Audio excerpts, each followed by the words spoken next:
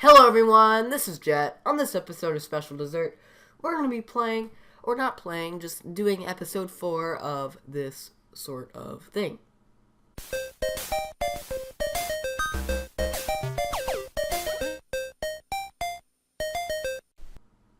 Now, if you didn't catch the last video, well, we kind of just went around and did a little bit of work. I can't remember what we necessarily did in the first place. I recorded it yesterday. But one thing is for sure, my mouth is dry. I had to say this twice, this whole video, because I forgot to press the record button. My bad. What I'm doing here is I'm creating a wood block or wall for maybe next episode.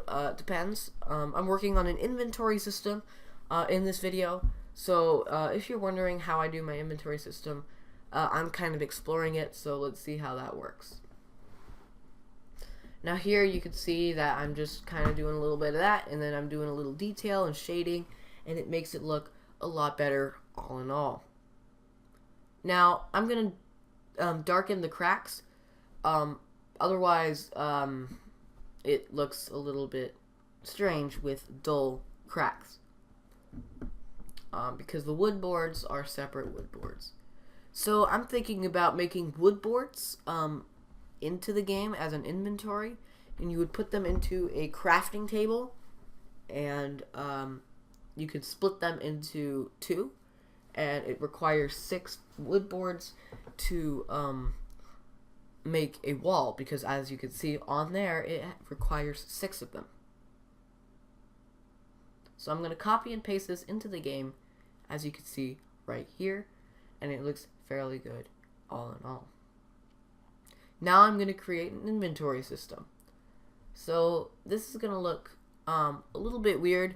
I don't know if it will or not, but you guys can do your opinions in the comments below. So basically what I would do is I would create this wood piece. Oh yeah, this wood piece. Oh. So I tried to draw some wood for the inventory. And I decided to make it look like a stick of some kind. It turned out okay at first, as you can see right there. And then I messed it up. I made it too thick on the top, and so I tried to even it out everywhere else. And then it all went chaotic from there. Now, yeah, it looks okay until I added the little white bits on the wood where the inside of the wood is shown. Because the bark looked okay until I added this.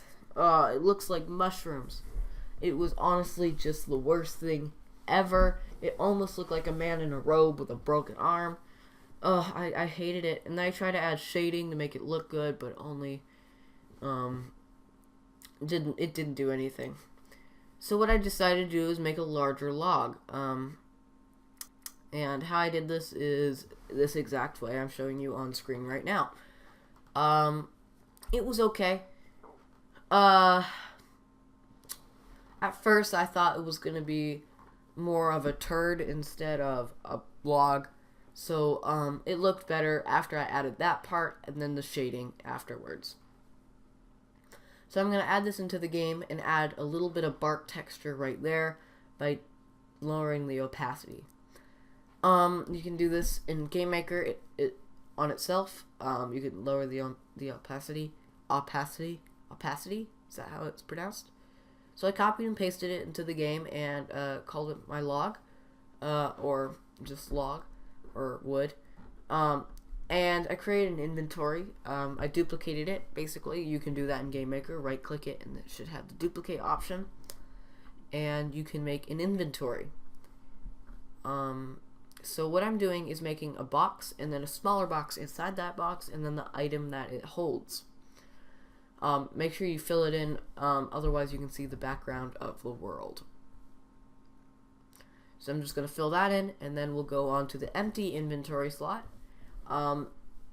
which looks really nice in my opinion. So all I did was just overwrite it with some different gradient of gray.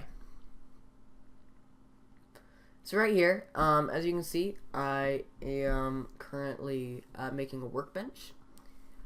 It started out looking like a dinner table, but it looked okay afterwards. I'm sorry for the really bad wood color. I changed it afterwards.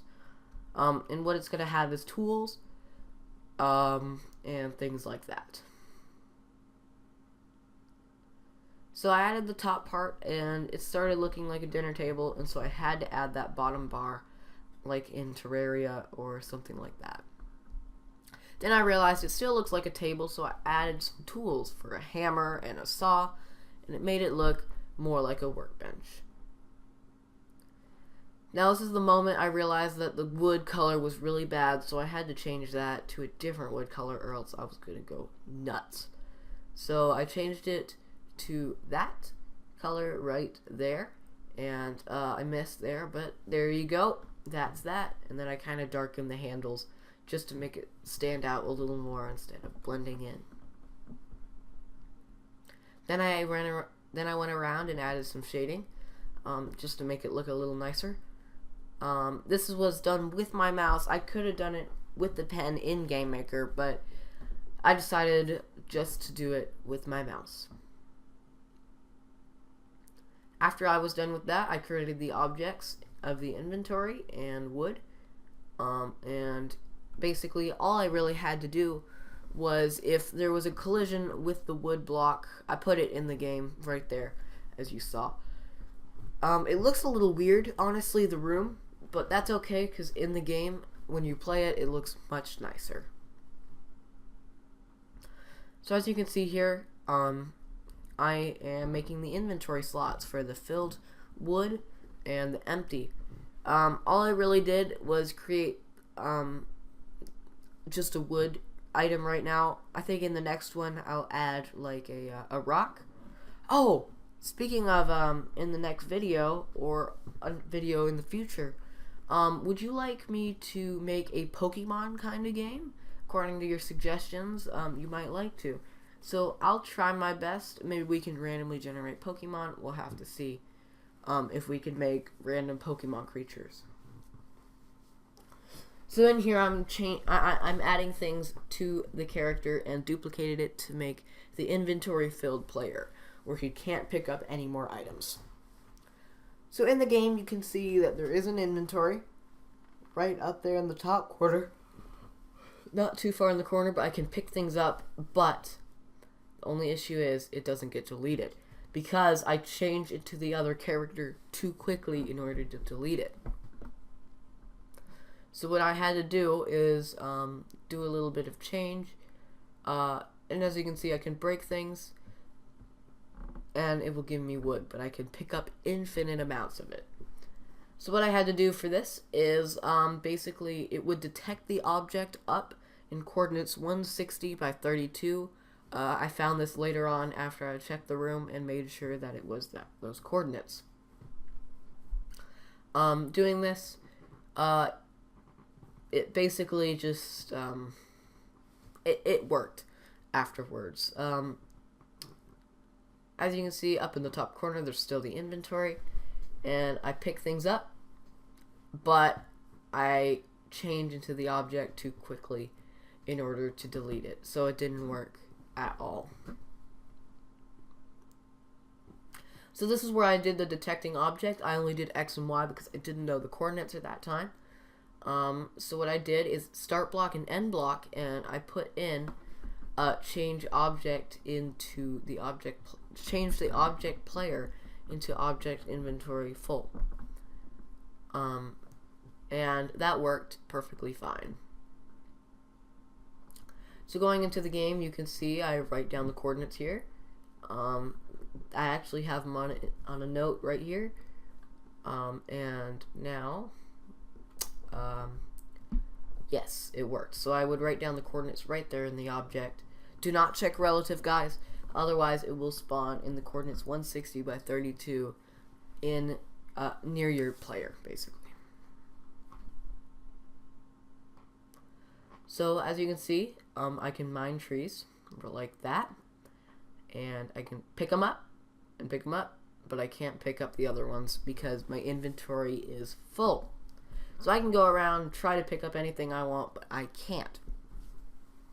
So maybe later in the future, I'll make it to where there's a queue function where it will drop the item on the ground.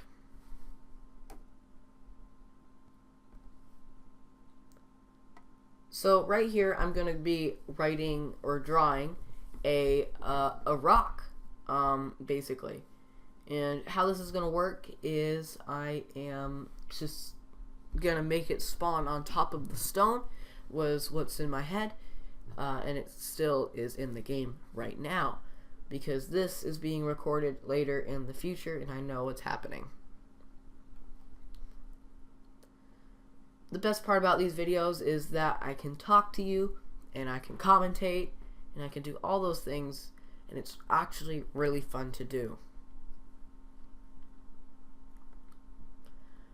I personally love game development, and I hope you guys do too. So I'm going to add that into the thing, or game, right now, and I realized that I was doing it in the wrong thing. So I was doing all the coding in the stone generation, not the stone block. So I completely messed that up. My bad. I didn't mean to do that. I later then figured that out, right? You see here, I got a little mad after that. I realized that I messed up, so it was going to spawn things out in the middle of the ocean, which didn't look right at all. As you can see, it didn't look right at all. So what I had to do is take these information. I realized that, oh, I put it in the wrong thing, so I had to copy and paste these into the other ones. I deleted it, went down, and copied it, or pasted it into there. I then just got rid of the random block, and I had to do 1 out of 5 for it would do some good information for me.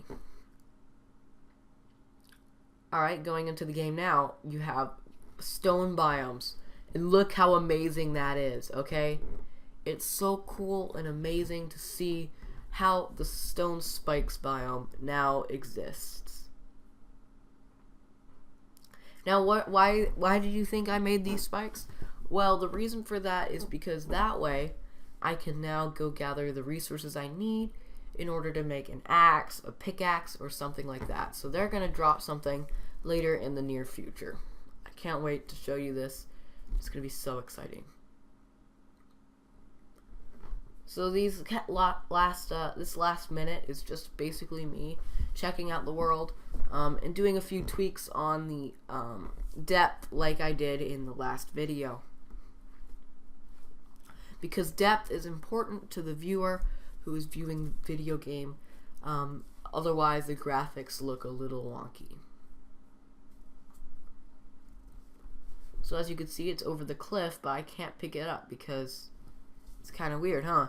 I can't pick it up because it's on a different layer or something. I didn't understand how that quite worked, but we would have to find out. Maybe it's because I had something in my inventory at the time. That might be the self-explaining reason. As you can see, there's this nice stone spikes biome once again. And this is where the video basically ends. Thanks for watching, everyone. Like, subscribe, and turn on post notifications just so you can see my content as it's uploaded. Thanks, everyone, and goodbye.